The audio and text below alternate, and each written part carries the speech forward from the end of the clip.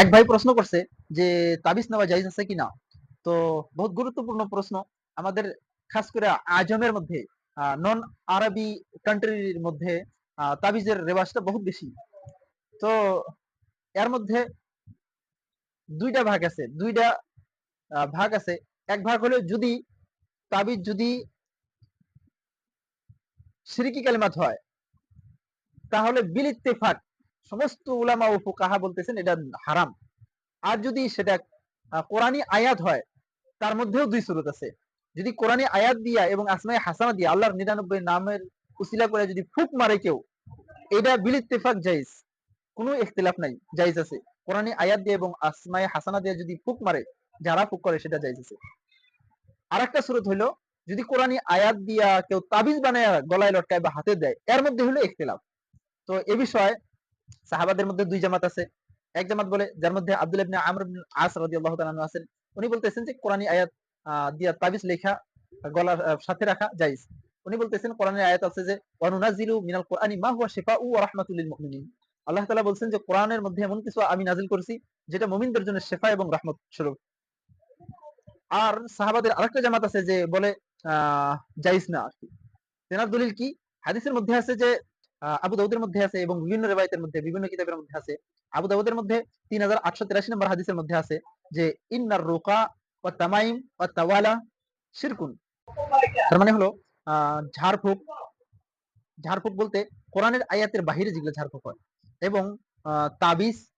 আরেকটা গুরুত্বপূর্ণ কথা বলছে যে আহ প্রেম টোনা, মানে কিছুগুলো মানুষের জাদু টোনা করে যে প্রেম করার জন্য, এর বহুত বড় একটা গুনাহ, শিরক। এটা শিরকের কথা বলছে। আর একটা হাদিসের মধ্যে আছে যে মান তাআল্লাকা তামিমাতান ফাকাদ আশরাকা, যে ব্যক্তি তাবিজ ঝুলাইলো সে শিরিক করলো। এই সমস্ত হাদিসে কারণে তেনারা বলছে যে তাবিজ নেওয়াটা ঠিক না একদম। আচ্ছা, এখন আমাদের আহনাব কি বলে? আচ্ছা, আরো কিছু সংখ্যক মানুষ আছে যারা বলে যে যদি কোরআনী আয়াত হয় এবং আসমায়ে হাসানা হয়, তাহলে শিরিক তো না, বরং এটা মাকরু আর কি।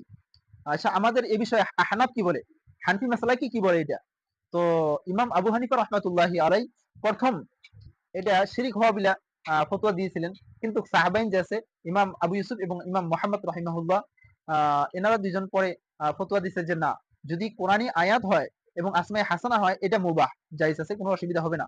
যদি শিরকি কালিমাত হয়, এটা বিল ইত্তেফাক জায়েজ নাই, হারাম, শিরিক। তো আমরা এখন কি করব?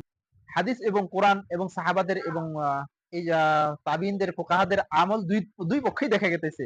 তো এই বিষয়ে আমরা কি করব? তো একটা সহজ একটা রাস্তা আছে, যেটা কিতাবের মধ্যে লেখছে যে যদি যেনারা যে জায়গার মধ্যে তাবিজ নেওয়া জায়েজ বলছে, সেটা দিয়া মুরাদ হইলো ছোট বাচ্চাদের, যেহেতু ওরা কোরআন এবং কোরআন পড়তে পারবে না, ঝাড়াফুঁক দিতে পারবে না কোরআনী আয়াত দিয়া, যেটা জায়েজ, বিল ইত্তেফাক জায়েজ, এটা এটা করতে পারবে না। তো তাবিজ ছোট বাচ্চাদের দিলে জরুরত যদি হয়, বিশেষ যদি জরুরত হয়, দিলে অসুবিধা হবে না।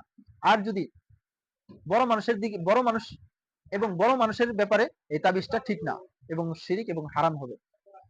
তো আমরা এইভাবে ছোট মানুষ থেকে যদি বিশেষ জরুরত পড়ে যায়, তাহলে আমরা যদি দেই কোরআনী আয়াত দিয়া, শিরকি কালিমা তো বিল ইত্তেফাক হারাম ছোট বড় সবের জন্য। কোরআনী আয়াত দিয়া যদি দিতে চাই, শুধুমাত্র ছোট বাচ্চাদের মুবাহ এবং দিতে পারবো, কোন রকম গুঞ্জাইশ আছে। আর বড় মানুষের জন্য এটা বিলকুল ঠিক না, দেওয়া লাগে না। এটা থেকে আমরা ইজতিনাব করবো, পরহেজ করবো ইনশাআল্লাহ তাআলা।